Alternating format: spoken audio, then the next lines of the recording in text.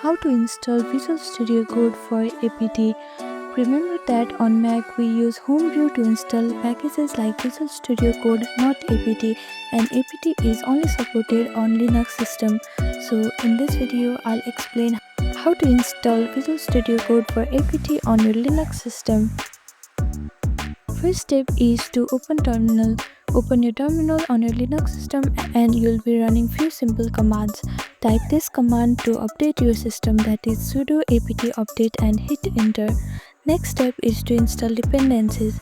Next, install few required packages by running sudo apt install software properties. And another step is to add Microsoft repository. Add Microsoft repository key by typing and then add the repo.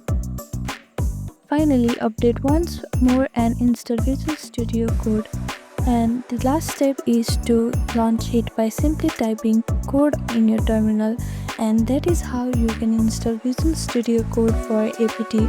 Thank you for watching this video. Please do not forget to like, share and subscribe to our channel, and comment down below if you have any other queries. Thank you.